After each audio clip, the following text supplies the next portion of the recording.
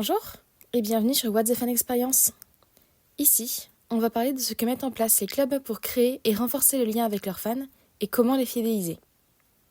Pour cette nouvelle saison, je souhaite ouvrir les portes du podcast en allant interviewer des Groundhoppers sur leur expérience dans des stades.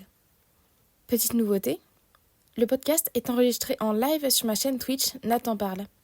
N'hésitez pas à vous y abonner pour y participer.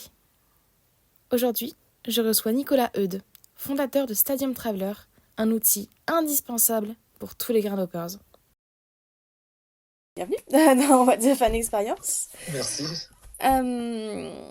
Du coup là pour la deuxième saison, donc en fait la première saison du podcast c'était plus sur justement les clubs et leur manière de développer leur fan expérience.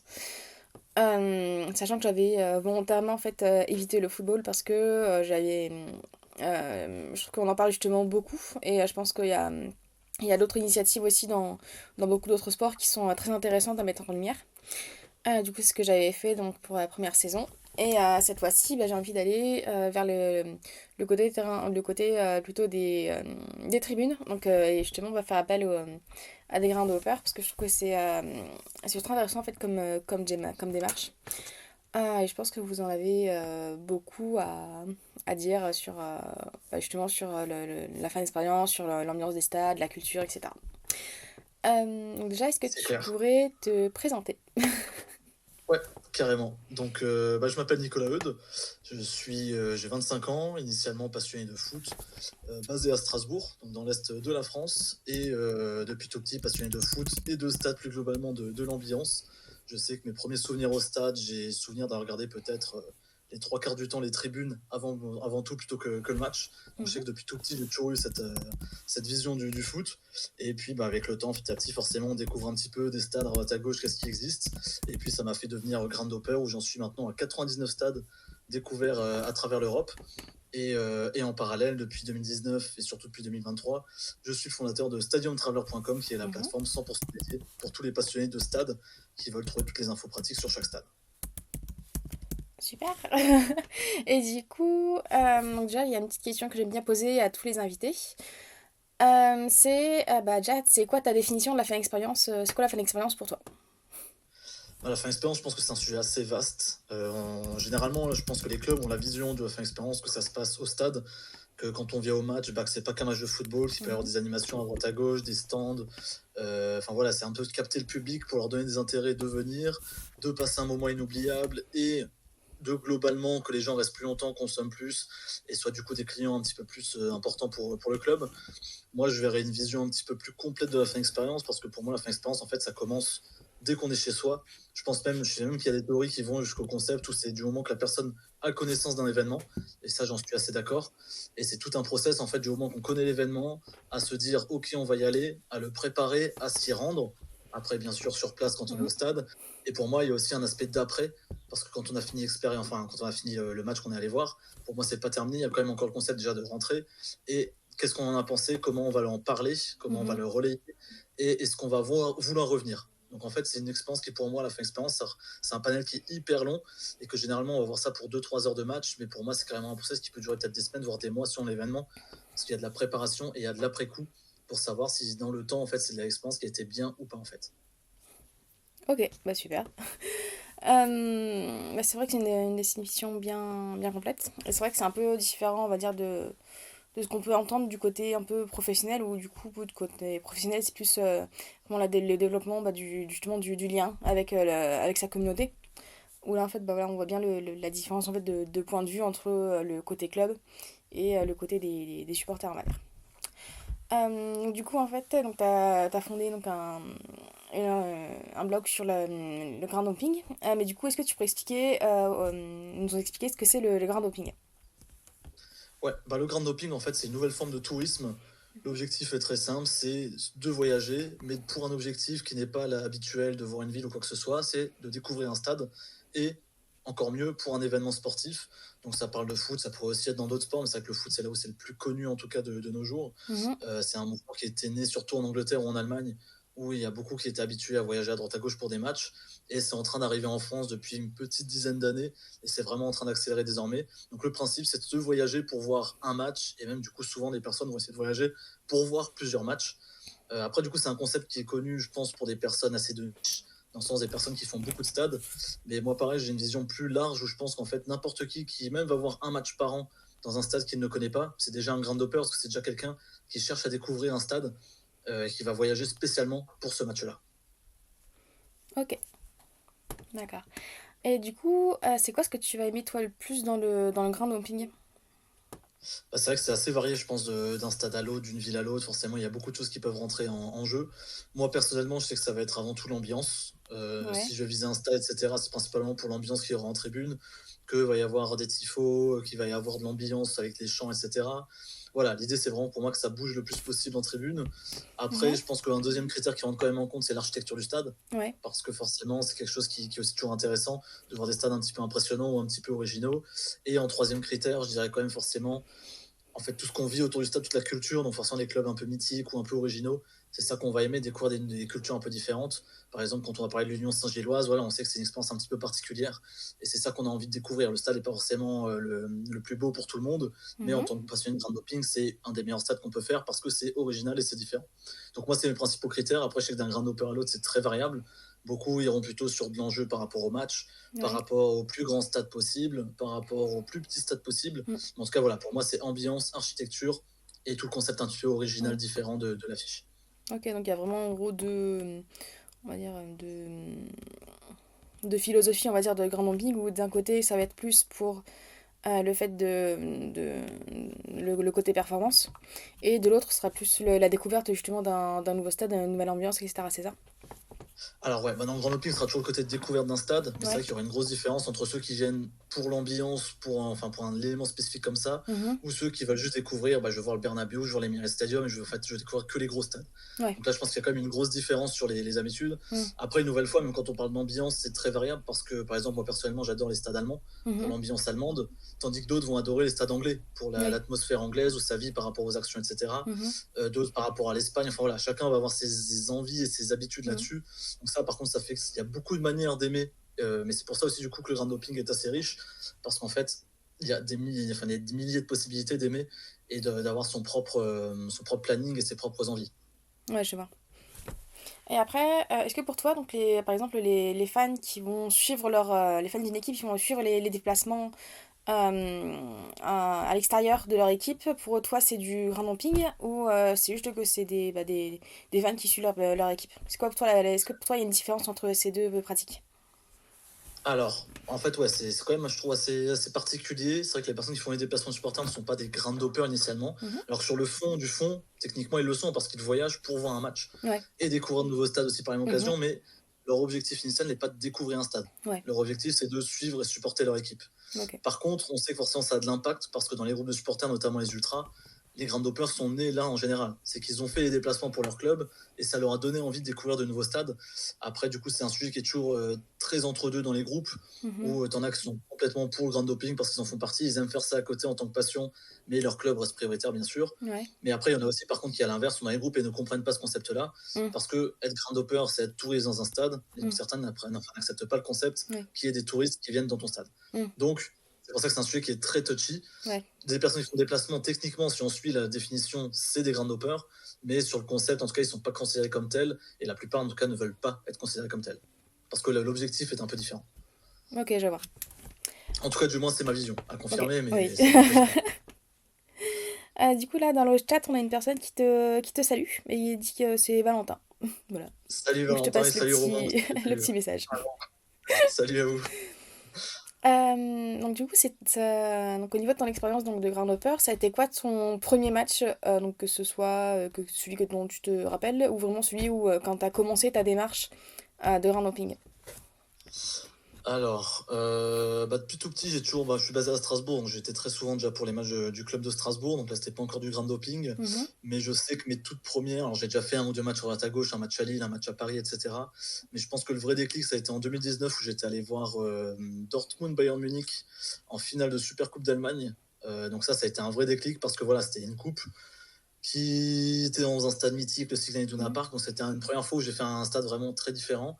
Et après, dans la foulée, j'étais allé voir un match à Karlsruhe, parce que forcément, pour Strasbourg, pour nous, c'est juste à côté. Mhm. Et je pense que c'est vraiment ce jour-là que j'ai découvert, parce qu'en fait, c'est le moment où on fait un stade pas très loin de quelque chose qui n'a rien à voir de ce qu'on a l'habitude.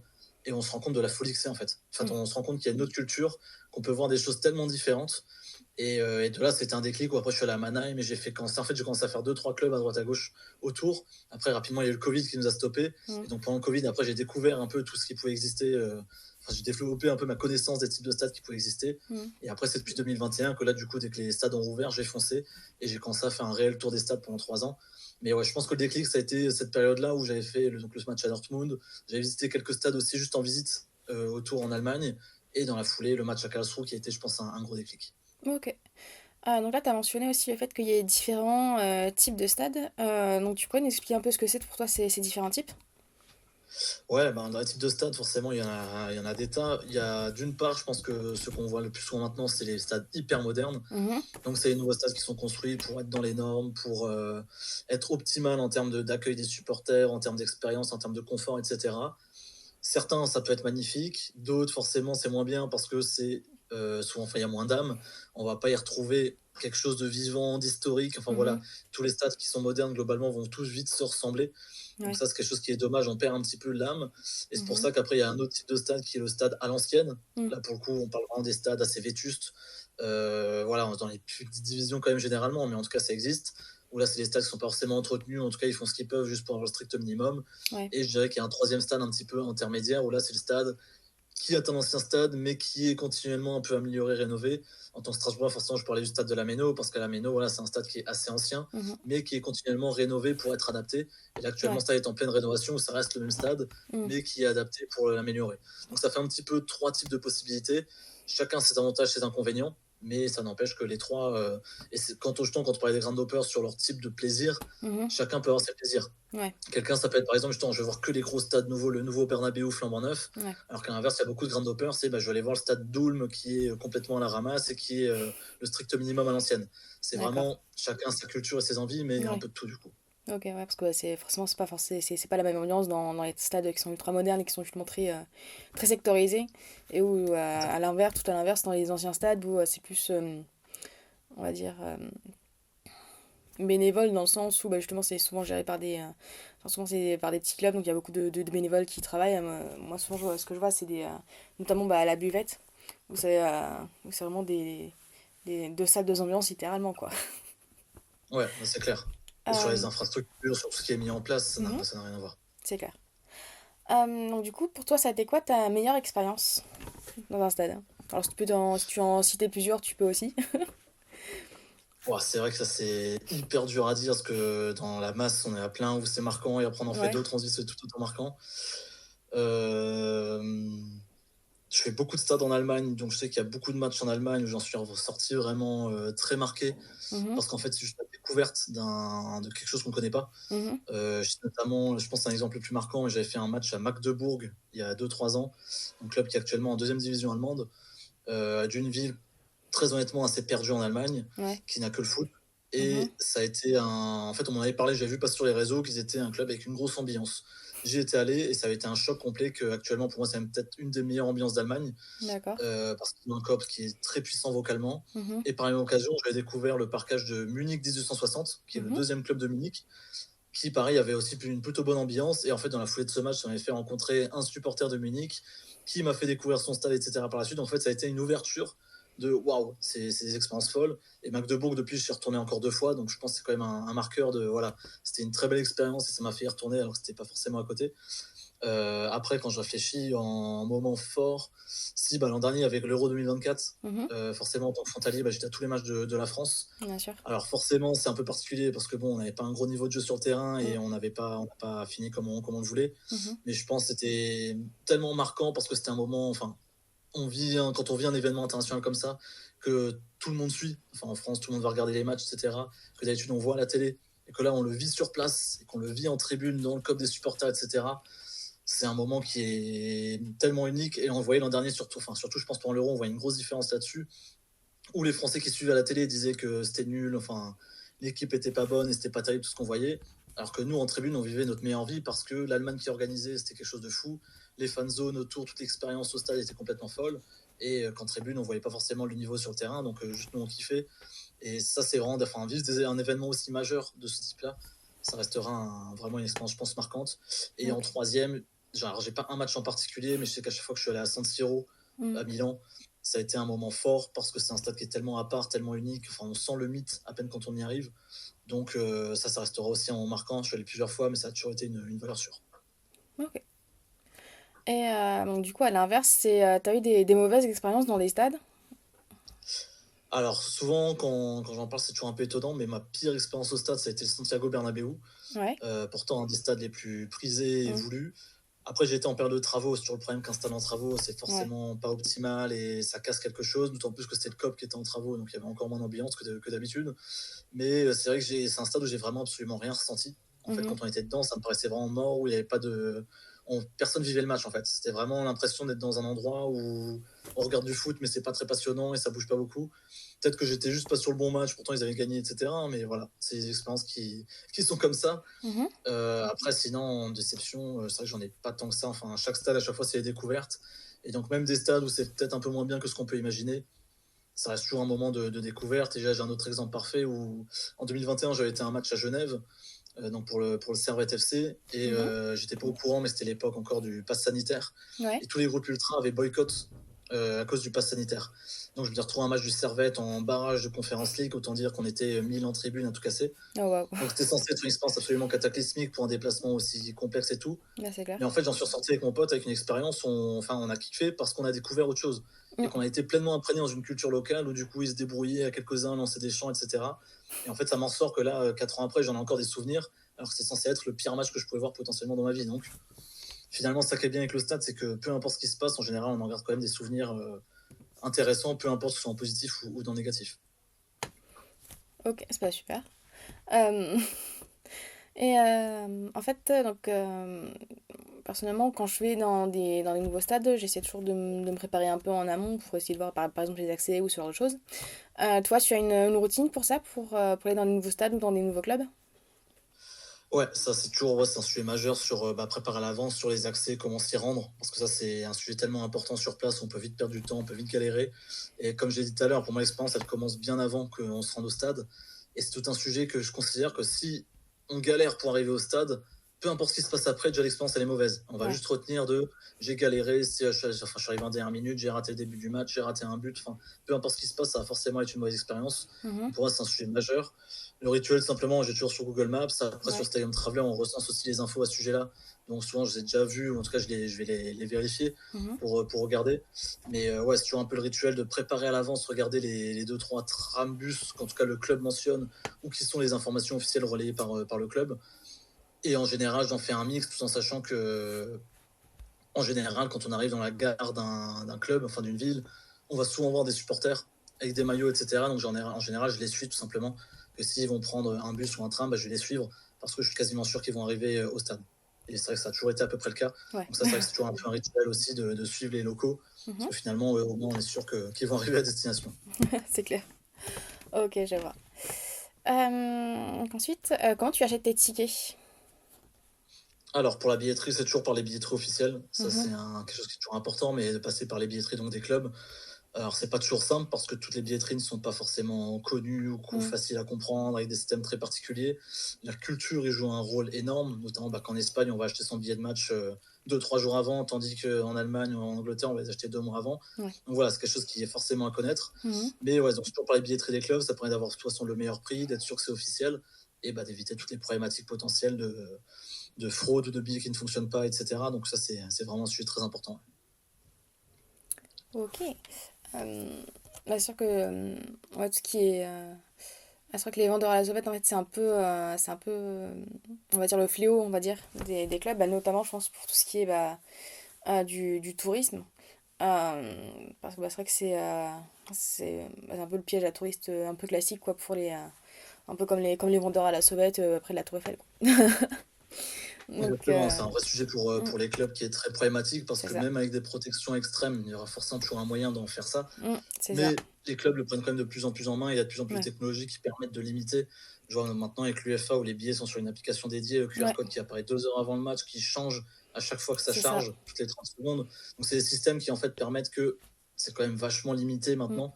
Il faut être bien organisé, mais ça n'empêche que ça reste une problématique. Et avec Stadium Travelers, je vois au quotidien, on a plein de gens qui achètent malgré ça. Enfin, mais souvent, la problématique, je trouve, du domaine, c'est que on va souvent s'imaginer que c'est des personnes qui veulent justement frauder pour avoir une place Mm. par tous les moyens possibles, alors qu'en fait, c'est souvent plutôt une situation où les personnes ne savent pas. Oui, c'est Les ça. personnes vont taper billet de match Real Madrid sur Google. Mm. Si le premier résultat c'est Viagogo, ils vont aller là-dessus, ils vont voir 500 €, ils vont dire bon, bah, le billet de match ça coûte 500 €. Mm. Alors que pas du tout. Mais c'est souvent en fait un problème plutôt de connaissance et de Mm. communication. Mm. Bah, c'est vrai que les gros clubs comme ça, en fait, c'est tellement logique pour eux de remplir, je pense, leur stade, qu'au final, ils font pas forcément de pédagogie justement pour tout ce qui est les touristes, et pour leur dire, bah voilà quoi, allez bien sur notre site internet pour avoir la bonne billetterie, etc. Ouais, c'est clair, c'est pas souvent, en tout cas, c'est pas souvent des informations qui sont relayées Mm. ou partagées. Enfin voilà, c'est un sujet qui est toujours très mis de côté, où ils expliquent, mais du coup aux locaux. Après, souvent, c'est aussi dans une vision Mm. d'expliquer que aux personnes qui savent, pour pas Ouais. justement attirer les touristes. Mais ils ont oublié que de toute façon, un touriste qui veut venir, dans tous les cas, Mm. il va réussir à venir. Mm. C'est juste le principe que faut quand même prévoir les backstage un peu à ce sujet-là. Ouais, c'est clair. Mais après ça que je trouve justement la cible touristique, on va dire, je mets le Grand Hopper là-dedans, mais c'est vrai que c'est un peu particulier. Mais c'est vrai que la cible touristique pour les clubs, je trouve que c'est toujours quelque chose qui est assez particulière, parce que bah, c'est vrai que autant les petits clubs, ils sont pas forcément touchés, mais c'est vrai que plus le club va être gros et populaire, plus ça va être compliqué, je trouve, de bien en fait, faire de la communication genre, juste pour eux, pour justement les guider correctement pour aller, par exemple, acheter des tickets, venir, etc. Et leur fanbase habituelle, parce que bah, les habitués, là, forcément, ils savent exactement comment acheter le ticket, comment venir, etc. Alors que bah, les touristes qui sont de plus en plus aussi appelés visés au niveau communication, notamment bah, avec l'internationalisation des clubs, bah, c'est vrai que je trouve que c'est un peu plus complexe en fait pour eux de s'y retrouver en jour de match, parce que bah, justement tu débarques dans un nouveau lieu, dans un nouveau stade, etc. Donc ça peut être euh, assez complexe, on va dire, pour les clubs, je trouve, de bien dialoguer avec eux en fin de compte. Ouais, mais c'est vrai que là, par contre, dans les exemples qui me viennent à ce sujet-là, il y a le PSV Eindhoven qui fonctionne à travers des packs spécialement touristes en fait. Mhm. Alors après, c'est apprécié ou non, mais c'est vrai que là-bas, du coup, ils ont un système où en général, pour acheter des places, il faut avoir une carte bleue des Pays-Bas. De Ouais. toute façon, les touristes ne peuvent pas venir, c'est pas possible. Et donc, Mhm. ils ont créé un espace spécialement sur leur billetterie où tu achètes une place avec un bon en boutique, etc. Ok. Et ça, en fait, ça leur permet de sécuriser que dans tous les cas, du coup, les touristes sont dans une zone que eux ont décidé. Ouais. Après, du coup, bah, quand tu es là, par exemple, si tu es grand hopper et que tu vas le faire, forcément, ça plaît plus ou moins parce que Mm. bah, tu vas te retrouver qu'entre gens qui sont pas locaux. Bah oui. Alors qu'en général, un grand hopper veut vivre l'expérience locale entouré de locaux, Mm. etc. Mais pour le club, ça permet de sécuriser Mm. et aussi, sur le côté financier, d'en profiter. Que ce soit pas juste un simple billet vendu, mais qu'ils en vendent carrément des add-ons, etc. avec la boutique. Donc, c'est un sujet que les Pays-Bas essayent d'en faire quelque chose, à voir ce qui peut être par la suite pour tous les clubs. Mais c'est plutôt intéressant comme démarche, en tout cas. C'est clair. Euh, du coup, toi, quand tu arrives dans un stade, c'est quoi la première chose que tu vas faire? Alors déjà, en général, j'essaie d'arriver le plus tôt possible, Ouais. histoire de voir déjà le stade en version un peu vide, enfin Mm. voilà, en version pré-match, vraiment vide. Ensuite, rituel, en général, j'ai souvent mangé ou boire un coup, donc c'est voir un peu les différentes buvettes, Mhm. qu'est-ce qui est proposé à manger. Donc j'essaie souvent de faire un peu le tour du stade comme je peux pour voir bah, qu'est-ce qui est proposé.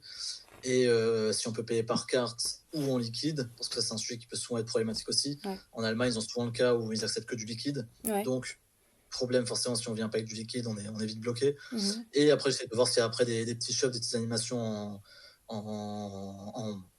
derrière les tribunes, en fait, simplement voir un peu sa vie, qu'est-ce qui est mis en place.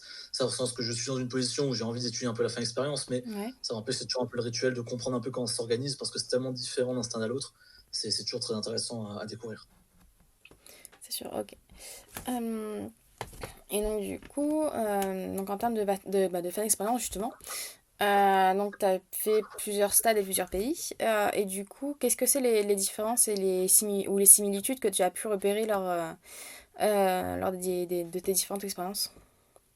Bah, c'est vrai qu'il y a énormément de différences d'un pays à l'autre. Mhm. Bah, déjà, quand moi j'ai l'habitude de faire beaucoup de stade allemand vu que je suis frontalier, voilà, l'Allemagne c'est une culture où on va venir 2 3 heures avant un match, on va Ouais. rester après le match, on va consommer, on va manger, boire au stade, c'est la norme. Mm. À l'inverse, on a quand même l'Espagne qui est le plus gros opposé, Mm. où un match on va débarquer 2 minutes avant dans le Ouais. stade, et tout le monde arrive à l'arrache à la dernière seconde, personne ne va consommer. Du coup, on peut même se faire piéger si on n'est pas habitué, parce que si on Mm. vient 1 heure avant, bah, dedans, il n'y a pas de stand pour manger ou quoi que ce soit, c'est pas pensé. La plupart des stades espagnols, en tout cas, c'est pas pensé pour. Donc, il y a quand même un certain habitude à avoir. En Italie, je dirais qu'il y a un gros problème sur les transports. En général, c'est toujours un peu une galère de se rendre au stade parce que c'est pas trop pensé, ou c'est avec des bus sur des voies bouchées, etc. Donc c'est toujours un peu. Enfin, en tout cas, c'est l'image que j'ai eue de tous les matchs que j'ai fait en Italie où ça a été une galère pour s'y rendre. Mhm. Et donc voilà, sur la similitude, je dirais que l'Allemagne et l'Angleterre sur le concept d'organisation, où on sent que c'est carré, qu'il y a les transports qui sont en place, on va facilement s'y rendre parce que tout est pensé. À l'inverse, en Italie et en Espagne aussi un peu, où c'est moins pensé, donc c'est un peu plus à l'arrache, on va vite galérer, pas avoir les transports comme il faut avec des retards énormes. Après, cette culture de venir tôt ou pas, justement, en Angleterre, on va venir tôt au stade, mais pas en tribune. Donc ça, pareil, il faut quand même être au courant aussi que les Anglais vont venir en tribune, Mhm. s'installer à la dernière seconde, vu qu'ils n'ont pas le droit de boire en tribune. Ouais. Donc c'est aussi une différence de culture à bien connaître. Mhm. Après, par contre, aussi sur ce qu'on peut emmener au stade. C'est vrai qu'en Allemagne et en Angleterre, on va quand même vite être assez strict Ouais. de pouvoir venir juste avec une banane et deux fois rien dedans. Mm. Alors qu'à l'inverse, j'ai déjà par exemple souvenir d'un match à Sassuolo en Italie où j'étais rentré avec mon sac complet de voyage Oh, wow. avec déodorant et tout ce qu'on emmène dans un voyage qui normalement sont complètement interdits. Bah ouais, c'est Il clair. m'avait laissé rentrer avec. Et en Espagne, pareil, il y a plein de stades où là, les personnes rentrent avec même une boîte de Pringles, avec n'importe quoi, enfin, avec un sac. Et c'est quelque chose qui n'est pas forcément contrôlé parce que c'est la culture qu'on peut venir au stade et ramener des choses. Et justement, une nouvelle fois sur ce côté de restauration, c'est vrai qu'en Espagne, c'est très choquant de voir des stands pour se nourrir devant le stade et que les personnes rentrent dedans avec. Mhm. C'est-à-dire qu'on va rentrer avec sa propre bouteille, avec son paquet de chips, etc. Qu'en France, en Allemagne, en Angleterre, c'est quelque chose qui est inimaginable, c'est pas possible. Donc, c'est plein de petites différences culturelles, c'est surtout culturel initialement, mais je trouve que ça a quand même une grosse différence. Et pour compléter, après, sur le côté, par contre, assez proche, c'est vrai que l'Allemagne a beaucoup d'influence sur la Suisse, ou la Suisse, enfin, du coup, les deux pays, c'est à peu près le même type d'expérience. Et quand on va sur les pays de l'Est, ça reste aussi un petit peu ce type d'expérience-là, en termes d'habitude et de fonctionnement. Donc, après, là-dessus, on n'est pas trop dépaysé. Mais c'est vrai qu'il y a une grosse différence, on va dire, entre les pays majeurs, entre le sud de l'Europe, le nord de l'Europe, en fait.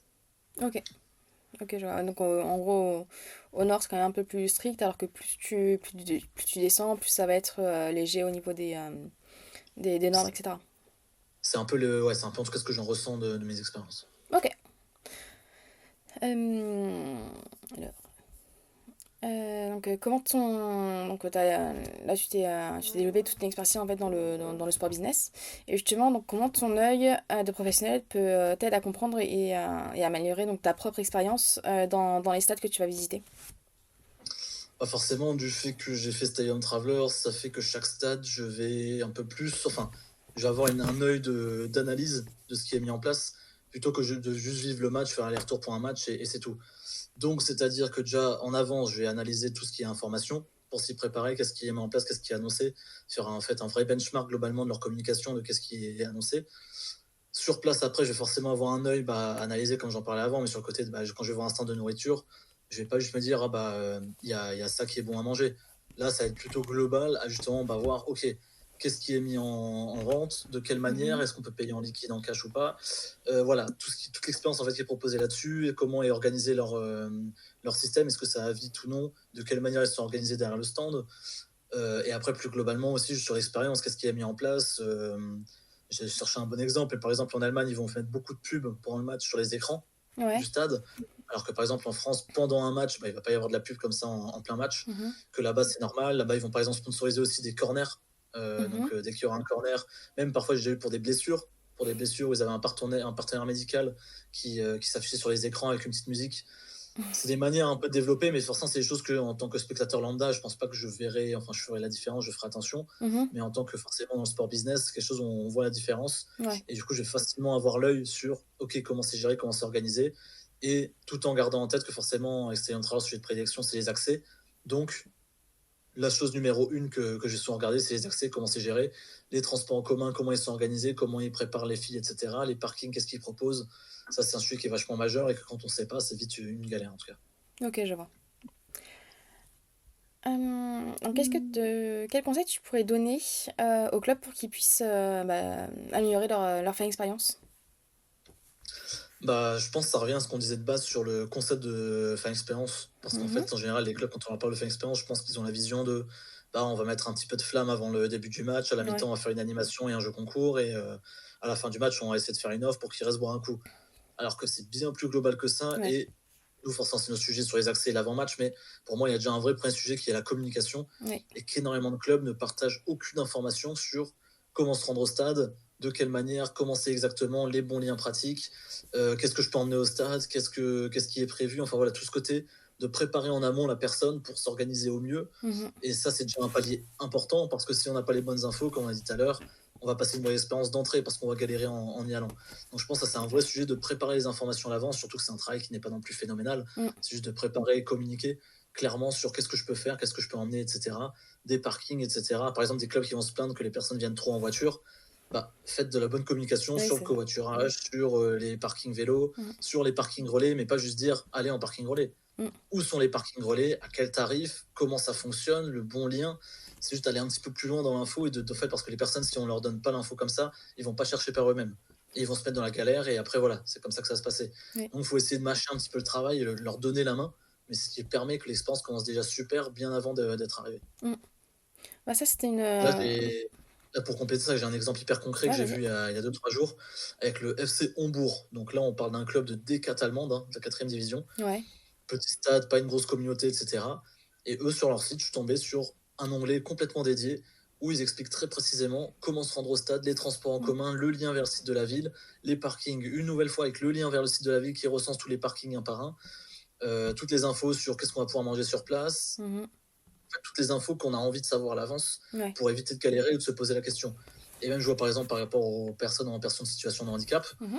ils avaient une page dédiée où ils expliquaient précisément, ok, il y a un toilette qui est dédié, à quel endroit précisément, la boutique, elle est adaptée pour les personnes en situation de handicap. Donc, c'est tout un tas d'infos qui paraissent secondaires, mais qui est tellement essentiel pour préparer. Parce qu'une personne en situation de handicap qui n'a pas ces infos-là, il ne va pas venir non plus. Mm. Donc, c'est tout un tout. En fait, on voit qu'à travers des informations et de la communication, on peut déjà préparer que l'expérience soit réussie avant même que la personne vienne.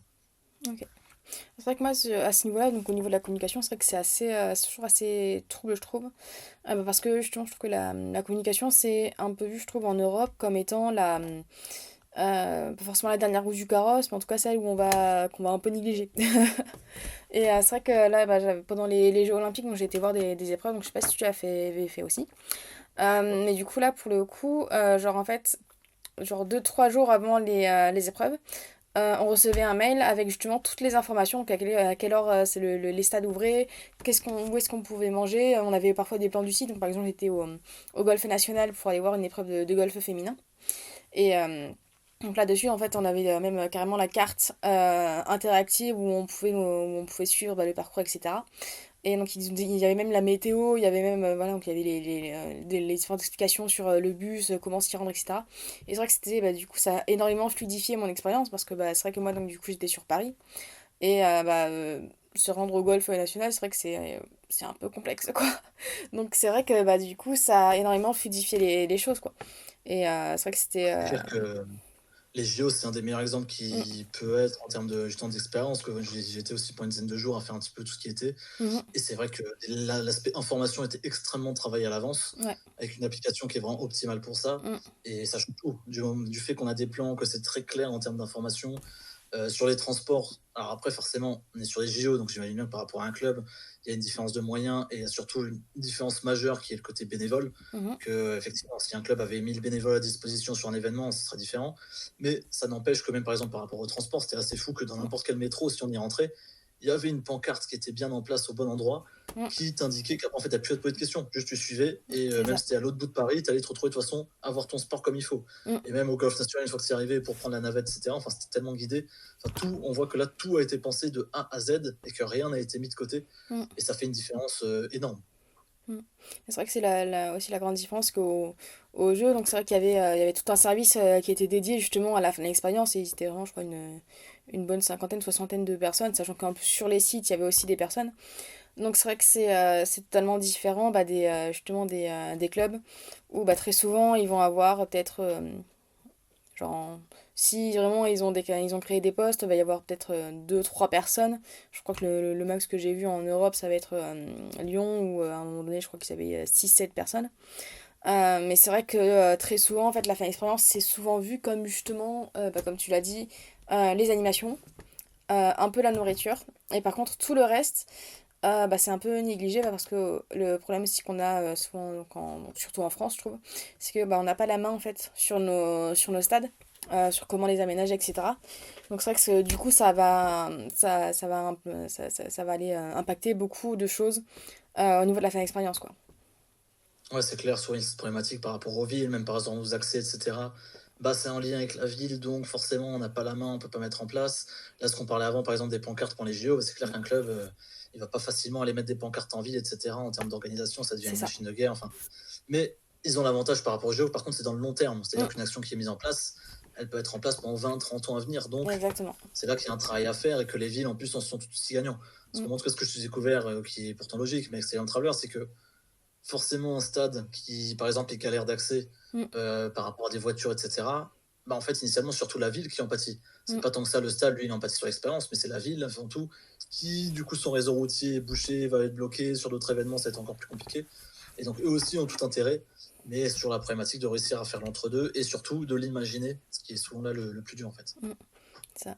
Bah, ça me rappelle un peu l'épisode de l'ouverture du Matmut de l'Atlantique à Bordeaux, où je me souviens que c'était 3-4 heures avant, il y avait, la rocade était déjà bouchée sur tout le côté nord, parce que bah, justement les gens s'étaient déplacés en voiture en masse, et il n'y avait pas eu d'informations qui avaient été communiquées sur comment se garer, alors qu'il y a un énorme parking à côté. Et les accès n'étaient pas du tout travaillés. Et, en fait, il y avait une bretelle qui était en travaux et une autre qui était en conception, quoi. Mais du coup, ils n'avaient pas conçu les accès en même temps que le stade. Et c'est souvent, je trouve, une erreur qu'on va faire en France. Et après, en Europe, je sais pas. Mais en France, je trouve que c'est souvent ça. C'est on va construire un magnifique stade, bien beau, qui a une très grande capacité, etc. Et puis bah, ensuite, bah, pour les accès, bah, on va se regarder et puis on va faire ah mince, bah, maintenant il faut que les gens y aillent, quoi. Oui, bah, c'est peut-être à concevoir un peu avant ça. Exactement, ouais, c'est vrai que alors souvent ils essayent un petit peu, mais du coup c'est quand même un sujet qui est secondaire, qui est pas pris en compte. Mhm. Ou du coup ils vont essayer d'adapter après coup, mais ça crée en fait une problématique qui est majeure. C'est ça. Euh, Et c'est vrai que là j'y pense aussi, mais pour compléter sur ce sujet-là, on a aussi un exemple de collaboration. On mhm. voit beaucoup la plupart des matchs allemands, quand on a un billet de match, des transports en commun et même régionaux qui sont gratuits avec le billet de Oui, match, qui est quelque chose qui n'est jamais fait en France.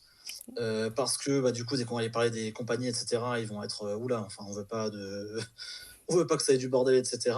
c'est ça. Alors qu'encore une fois, il y aurait potentiellement même si on regarde juste l'aspect financier, il y a Mm. potentiellement un énorme intérêt.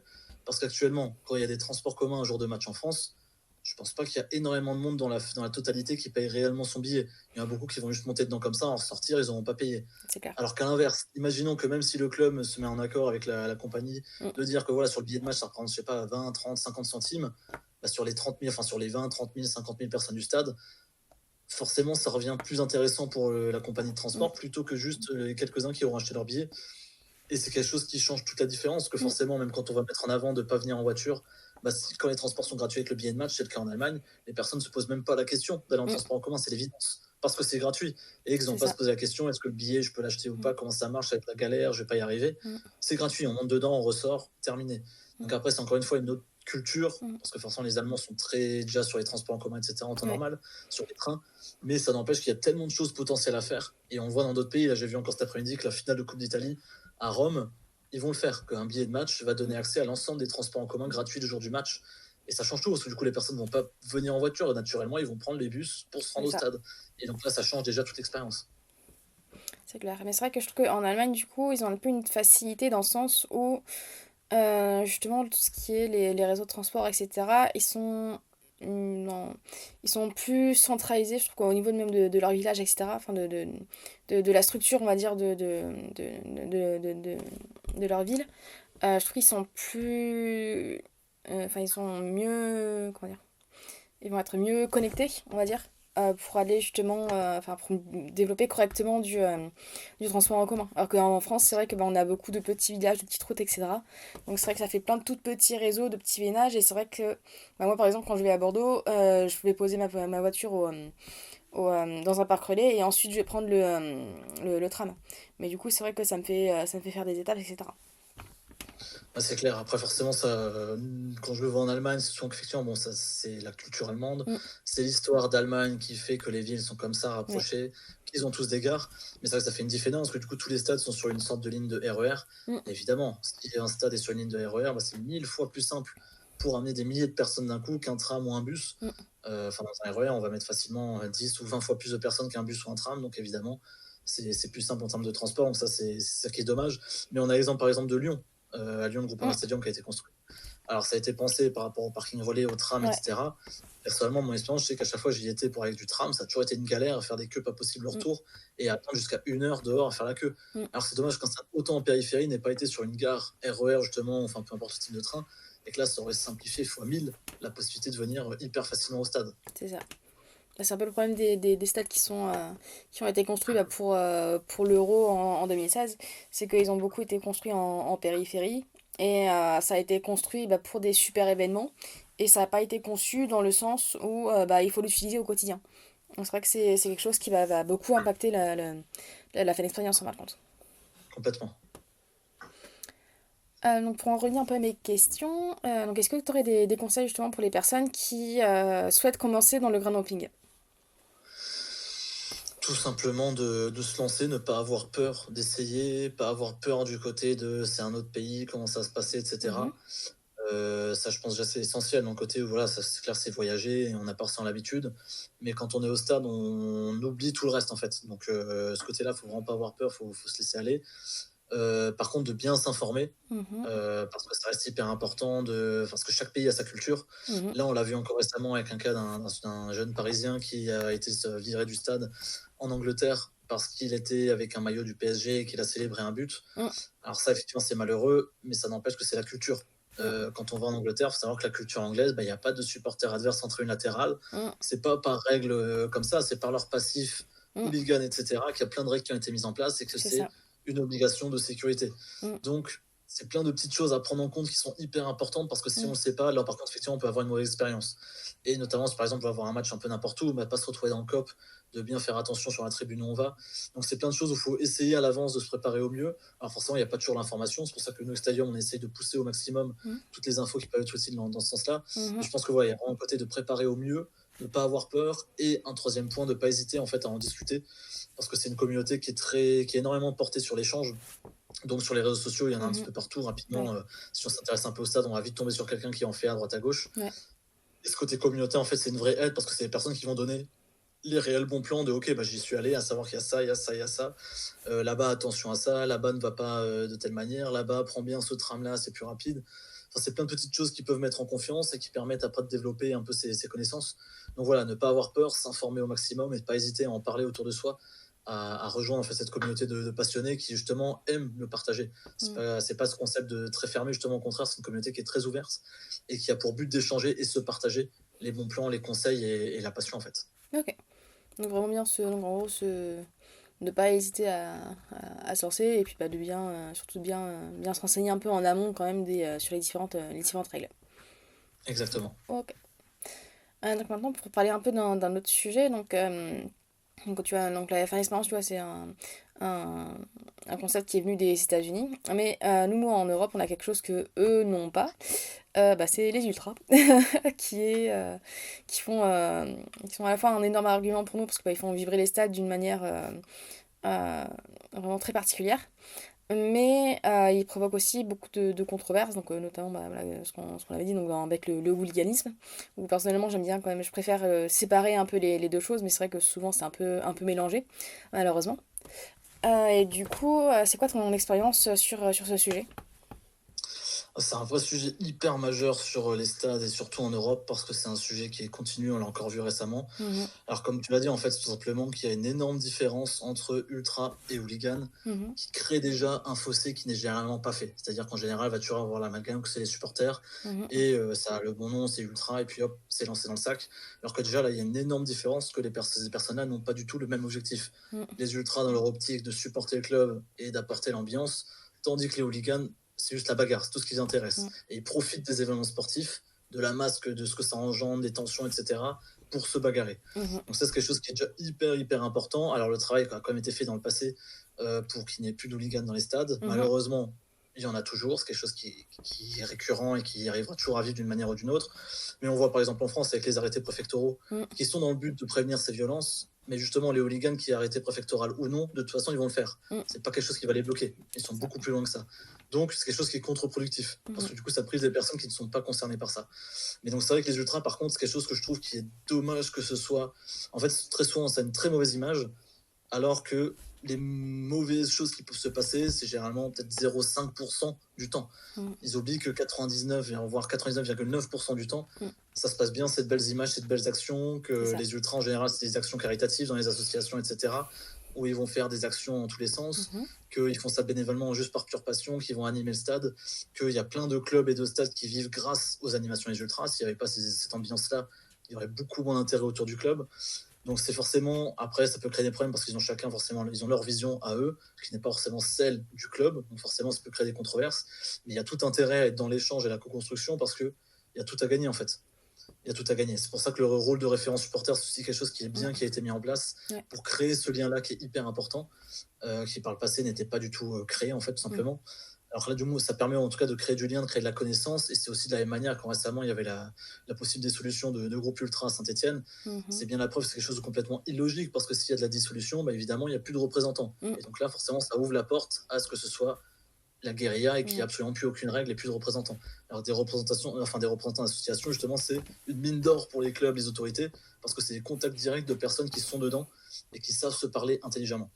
Donc, c'est quelque chose qui est. Mais par contre, c'est quelque chose que je trouve dommage que les clubs, ligues, etc. ne mettent pas assez en avant. Parce que par exemple, pour un club, tous les tifos qu'il y a chaque week-end, etc., c'est une mine d'or en termes de communication. C'est quelque chose qui est absolument exceptionnel à mettre en avant et qui est même, je dirais, très largement souvent l'argument majeur du club, bien au-delà de ce qui se passe sur le terrain ou de ce qui peut se passer autour. Et c'est dommage que c'est quelque chose qui est jamais, enfin très rarement mis en avant. Un club ne va jamais partager un tifo, c'est quelque chose d'extrêmement rare. Alors parce qu'ils veulent pas créer de problème ou quoi que ce soit, mais généralement c'est juste apporter du positif. Et là j'ai un exemple assez majeur. Nous on est partenaire du Slavia Prague. Le Slavia Prague c'en est un exemple où eux c'est un club où c'est un club assez historique, etc. Mais depuis quelques années leur vrai centre qui fait qu'ils sont connus un peu partout en Europe, c'est grâce à leurs ultras qui font des tifos exceptionnels tous les week-ends, etc. Et eux, justement, ont compris ce côté-là où chaque week-end, ils partagent le tifo. Et leur plus gros poste ces dernières années où ils ont explosé, ils ont fait de la visibilité, etc., c'était en partageant ces animations des ultras. Ils ont même accepté de partager des craquages de fumigène, etc., en sachant qu'ils allaient se prendre des amendes, mais parce qu'ils savaient très bien que ce qu'ils allaient gagner en parallèle, c'était beaucoup plus important que l'amende qu'ils allaient prendre. Donc c'est tout un... En fait, ça montre que voilà, c'est une opportunité énorme pour les clubs et qu'il y a quand même de la communication possible à faire à travers ça. Et ils auraient tout à gagner pour faire encore une fois attirer le public et montrer que la fin expérience, les supporters, forcément, dans la fin expérience, c'est un gros point qu'ils ne peuvent pas trop maîtriser, mais que c'est un gros point majeur de l'intérêt d'une personne qui va au stade. Et que souvent, une personne qui va aller au stade, qui n'a pas trop l'habitude, ce qui va retenir, c'est ce qu'il a vu en tribune plus que le reste. C'est sûr. Donc ouais, justement au niveau des solutions, tu as un peu parlé donc des référents stade, donc ça c'est ça a été énormément mis en place en Allemagne, ça a prouvé d'ailleurs de beaucoup de résultats. En France on commence à le faire mais je trouve que c'est assez timide notamment au niveau de la réponse préfectorale où justement comme tu le dis on a beaucoup il y a beaucoup d'arrêtés préfectoraux qui sont mis en place alors que parfois même les clubs disent bah non mais là c'est pas logique parce qu'on a de bonnes relations avec les ultras en face, donc parfois ça bloque pour rien. Mais après, c'est vrai qu'en Angleterre, par contre, donc, eux, ils ont une relation totalement différente. Parce que c'est vrai que eux, leur histoire était assez particulière, parce qu'il y a eu beaucoup d'incidents, notamment dans les années 80, et avec Hillsborough en tête surtout. Et donc, quand ils ont créé la première ligue, en fin de compte, eux, leur solution, ça a été de faire x10 sur les places visiteurs. Donc, voilà, à travers l'Europe, il y a eu quand même différents types de solutions. Euh, il y a, donc on va dire la solution la plus paisible, on va dire, entre guillemets, c'était surtout l'Allemagne, donc, qui va être beaucoup dans le dialogue, alors que dans beaucoup d'autres pays, on va être sur la répression des ultras. Et toi, du coup, donc ça va créer, donc la répression va créer des tensions, etc. Et donc c'est un peu un cercle vicieux. Donc toi, dans ton expérience, justement, c'est quoi ton point de vue sur tout ce système, sur comment justement essayer de prendre en compte tous les acteurs et d'arriver à une solution en fin de compte? Forcément, c'est un sujet qui est hyper compliqué parce que c'est les actes. En fait, il y a beaucoup d'acteurs quand même en jeu et qui tous ne se comprennent pas. Donc là, les référents supporters aident un petit peu à créer cette compréhension. Mais la vision d'un club qui va être purement business, parce que c'est normal, pour sauver le club, il faut que ce soit business, par rapport à une vision ultra qui va être assez idéaliste, bah forcément, déjà, il y a un match qui est un peu compliqué. Mm. Alors, si on rajoute les préfectures qui ont une vision plus globale et eux, ils veulent juste du 100% sécurité, Mm. et que bah, du coup, dès qu'il y a un petit problème, ils vont en faire un résumé, bah, de toute façon, c'est des problèmes, Mm. et qu'on rajoute que la police doit aussi intervenir, etc., pour prendre en compte, c'est hyper compliqué, parce qu'en fait, c'est plusieurs acteurs qui ont chacun un rôle assez important, mais qui est Mhm. très dur de trouver un terrain d'entente, parce que chacun n'a pas du tout la même vision. Cependant, alors si, après, il y a aussi un truc qui est hyper important, c'est la culture. Mm. Parce que là, souvent, en fait, alors moi, le premier, j'en suis le premier à prendre l'exemple de l'Allemagne, Mhm. parce que les déplacements de supporters sont massifs, qu'ils se déplacent en masse, etc. Mais c'est vrai qu'il y a surtout un point différent, c'est la masse. C'est qu'ils sont énormément. Donc forcément, si par exemple, il y a 10 000 personnes qui font un déplacement, c'est pas pareil que quand il y a 50 supporters qui font un déplacement. Parce que s'ils sont 10 000, ils vont pas se faire attaquer ou embêter ou quoi que ce soit. Alors Mm. forcément, s'ils sont à 50, il y aura moins de peur d'avoir des représailles. Ouais. Donc déjà, il y a une problématique là-dessus sur la masse. Mais après, il y a aussi une sorte de culture où en Allemagne, voilà, c'est de ce côté, on va facilement accepter que même la police, etc., il y a une vraie peur de la police. Donc même des hooligans, Mm. même les plus méchants qu'on peut voir, vont fuir devant la police parce que c'est leur pire cauchemar Mm. d'être interdit de stade, que dans d'autres pays, c'est pas le cas. Il n'y a Mm. pas cette peur-là. Donc il y a beaucoup de choses comme ça qui rentrent en compte de culture, que ça, en fait, on peut mettre n'importe quelle action en place. Ça reste une culture de société qu'on ne Mm. pourra pas y toucher. Par contre, en termes d'action, notamment sur les déplacements de supporters en France, on en revient encore une fois sur le côté information. Mais moi, je trouve assez exceptionnel que les déplacements de supporters, enfin, justement dans un stade, les personnes qui se déplacent, c'est justement ces personnes-là qui ont énormément voyagé pour découvrir un stade qu'ils ne connaissent Mm. pas. Et c'est ceux qui ont le droit au moins de considération et au moins d'informations. Mm. Et c'est quelque chose qui est assez dingue. Souvent, les déplacements de supporters, c'est toujours un sujet un peu caché où il ne faut pas en parler. Ou même sur les supporters d'un club, on n'a même pas d'informations Mm. parce qu'on n'a pas le bon canal et qu'on n'est pas informé comme il faut. Que même les personnes qui font les déplacements de supporters, nous, on avait travaillé sur une époque pour des guides, pour accompagner des Mm. supporters en déplacement. Bah non, parce que c'est des supporters en parkage, donc on veut pas d'informations qui pourraient venir un petit peu être à contre-courant par rapport à la police, etc. Et ça pourrait créer des problèmes. Alors que justement, si on avait une vision constructive qu'un déplacement de supporters, c'était pas déplacer des personnes dangereuses parce qu'il va y avoir des problèmes, déjà ce serait différent. Si on le voyait Mm. vraiment juste comme des personnes qui se déplacent, qui sont des touristes avant tout, c'est des personnes que dans les parkages, on voit souvent les ultras en bus. Mais il faut pas oublier que tout autour, il y a énormément de personnes qui en font des week-ends, qui se déplacent à travers la France, qui sont tout à fait paisibles et qui verront jamais aucun problème, C'est mais dans ça. le but simplement d'être en fait un touriste dans Mm. l'histoire. Et c'est quelque chose qui est très souvent oublié alors qu'il y a Mm. une opportunité énorme. Même C'est- par exemple, quand on est en parkage, je trouve quelque chose qui est un peu bête, mais pour des clubs, pourquoi pas donner comme restauration, proposer comme restauration une spécialité locale. Mm. Par exemple, des personnes qui ont un parkage à Strasbourg, pourquoi pas leur proposer des tartes flambées. Mm. Ça a été fait il y a quelques fois quand il n'y a pas beaucoup de supporters, le club l'a fait justement pour le côté leur faire découvrir et être assez cool. Mm. Mais c'est quelque chose typiquement justement qui serait hyper intéressant. Si à ce côté-là, bah voilà, on les accueille avec nos coutumes locales Mm. et ils sont, c'est pas quelque, enfin, parce que quand on fait un déplacement, on a vraiment l'impression d'être mis de côté et que c'est une galère même Oui. pour rentrer en parkage. En général, je trouvais déjà à l'entrée du parkage, on va demander aux locaux qui vont même pas savoir, la sécurité qui va même pas savoir où c'est Mm. l'entrée, que c'est par une forêt derrière cachée. Enfin, c'est toujours un sujet qui n'est pas du tout mis en avant et qu'on Mm. n'a pas l'information, qui est mis de côté. Et c'est quelque chose qui est dommage, qu'en fait, déjà, juste par ce principe d'information-là, on va forcément limiter déjà le nombre de personnes qui se déplacent, parce qu'on n'offre pas l'information.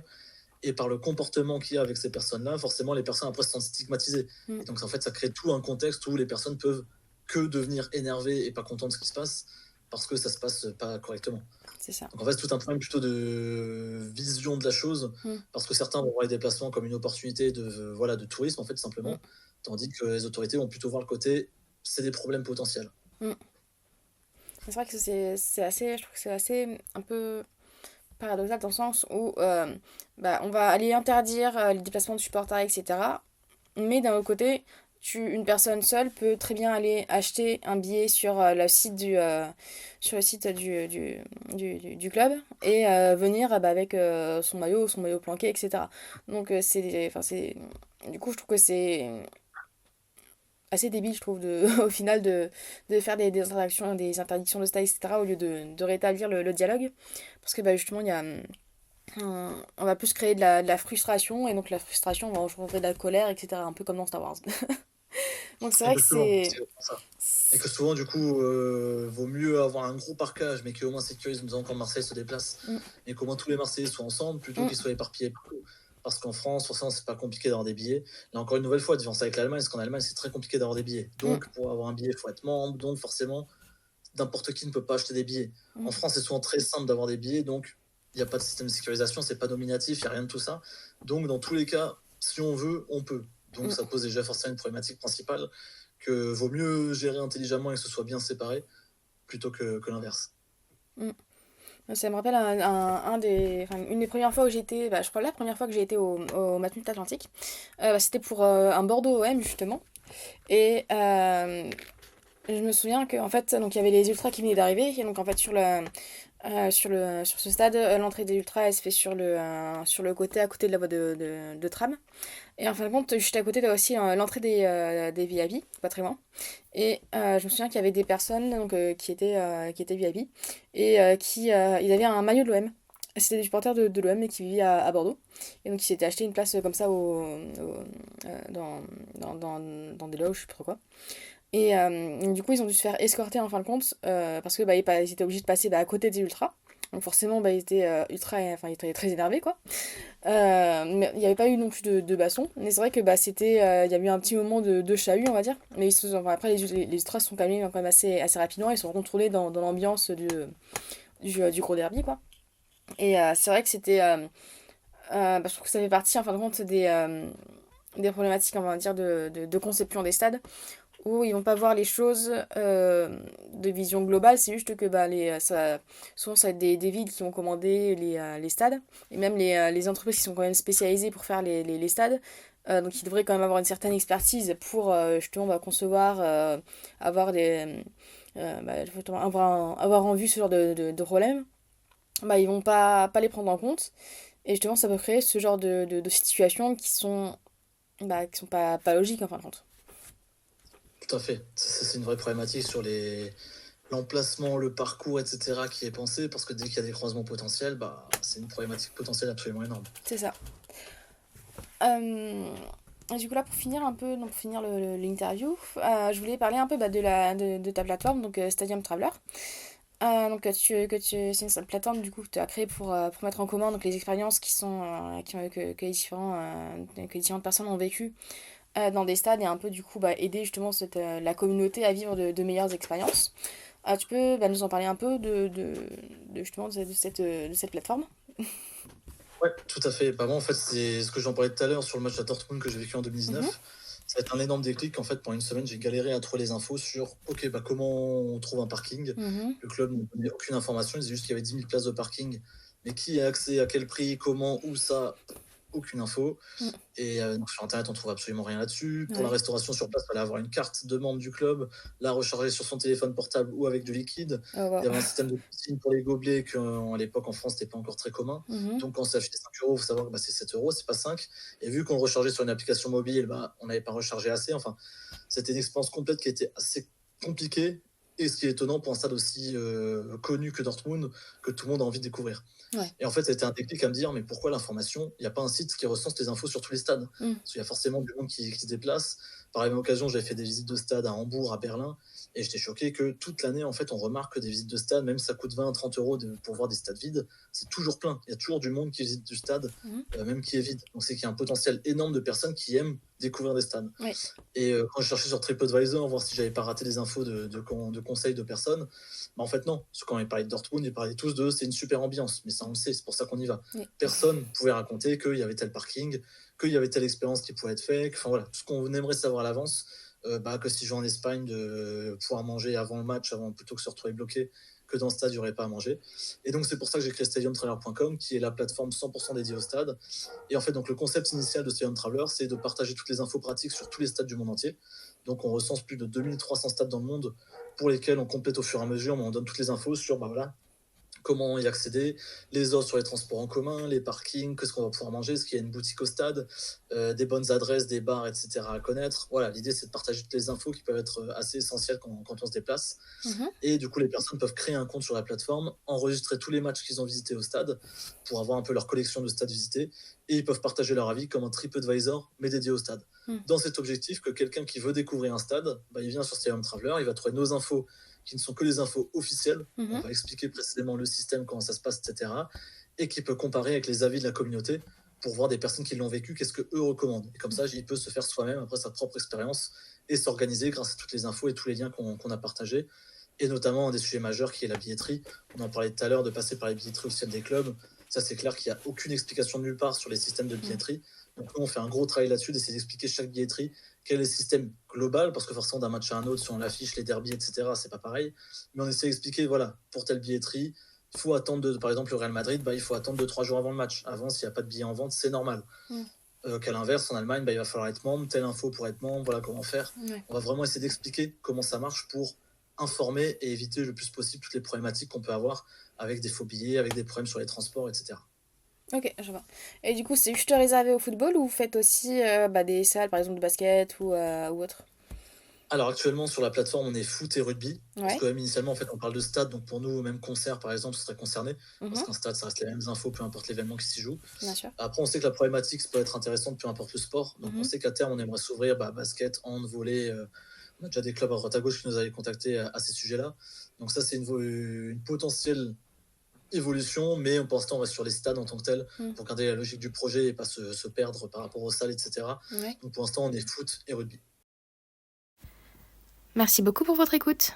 Je vous invite à me suivre sur mon compte LinkedIn Nathalie Vidal pour suivre l'actualité du podcast et mes posts.